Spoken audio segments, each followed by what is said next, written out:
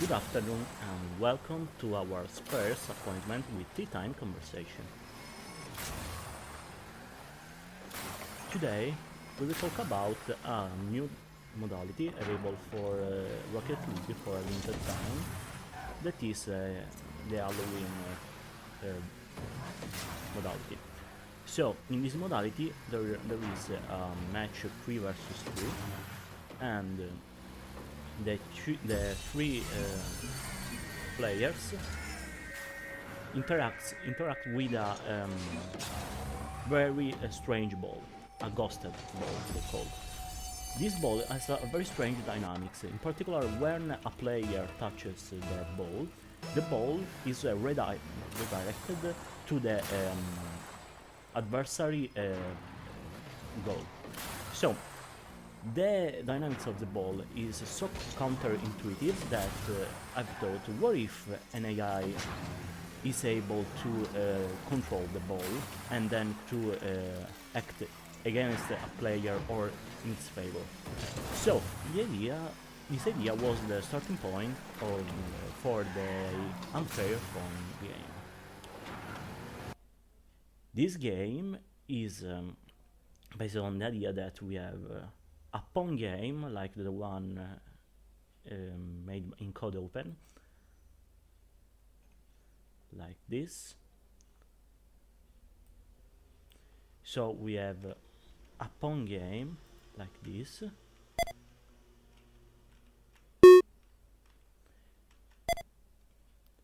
but surrounding the players, so the AI and the human player, there is an attractive or repulsive field.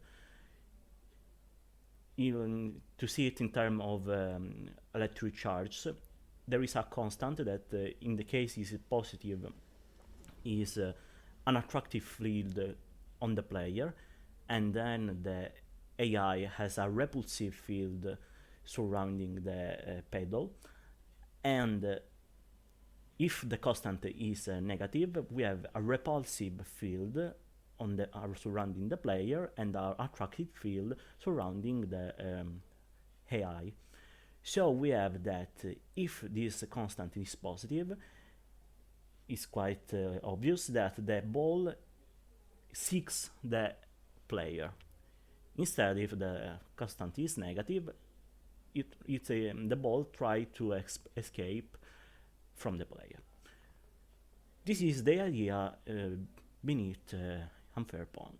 So we have we have to sign the agreement. In this agreement, you accept the terms and condition of the treatment of your data that is limited to the data collected during the games, and we will see later why there is this agreement. So let's press accept, and we are ready to play.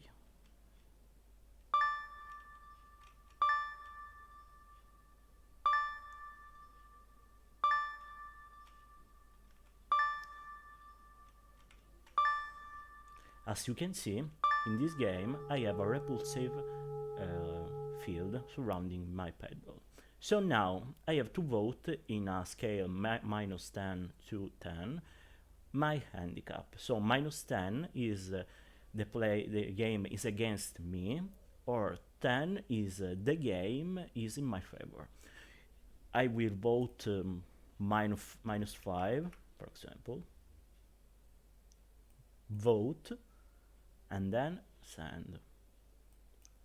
Okay, I voted, and the actual handicap was minus 6, so the game was against me in a grade about 6.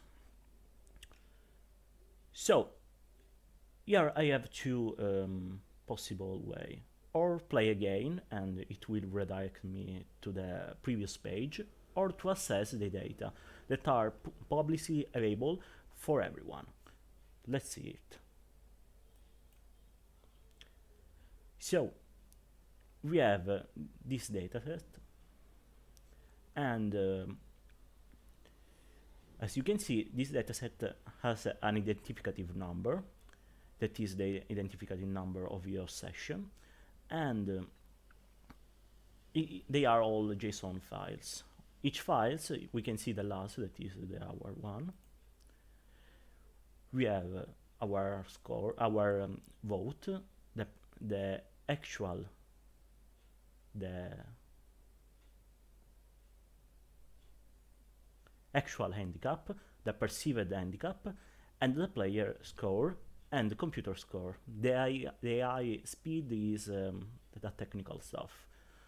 And that is timestamp, that is the time in which you are making the game. It creates an identificative number that set a unique label for each element of the dataset. So, with this dataset, I have performed, and you can do it in the same way, a plot.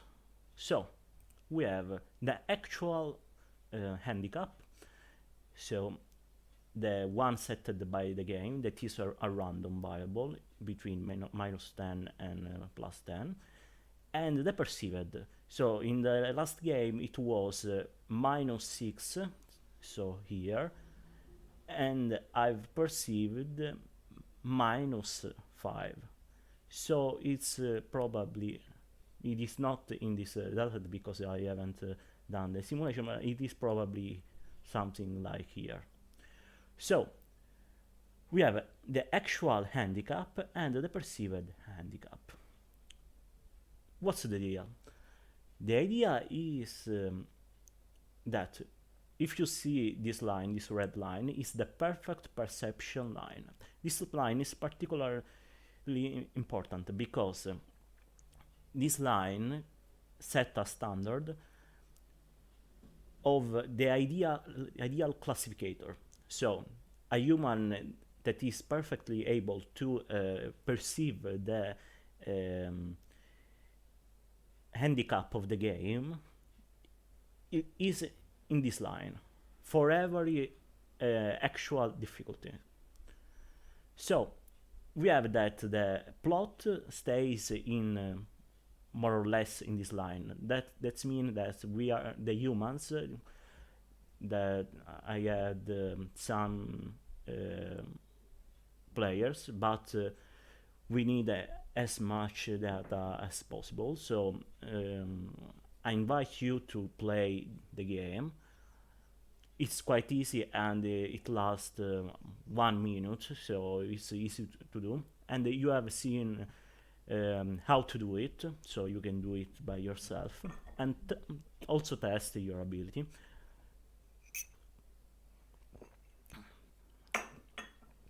But we can see two things.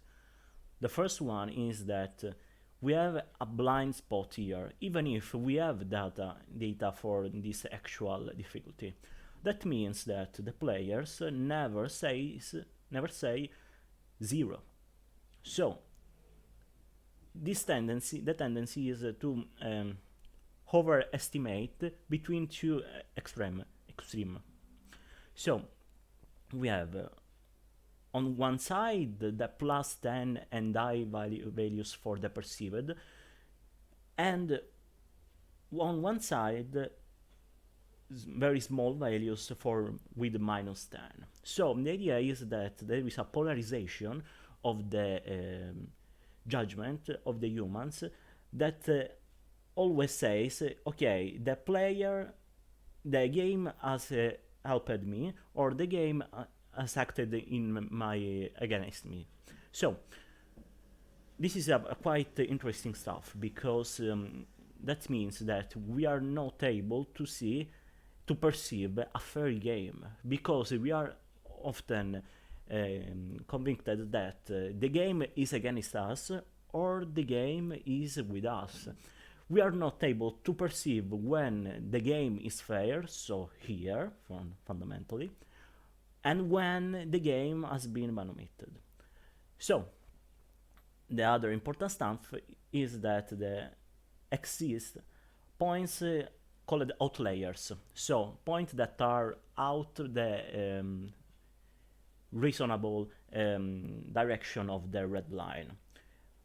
These outliers means that a player can actually believe that the game is against you when the game is in your favor, and there is a player able to perceive that the game is helping him when the game is trying to contrast him. This is quite interesting because it's a good way to reflect about our perception of possibilities and our perception of the environment, because every day in our everyday life we have to estimate if there are good conditions for doing something in general, and if there are bad conditions for doing something. It is a quite interesting test. So I will give you the link for the game below in the description, and probably that's all, and I will finish my tea today. Thank you for your attention.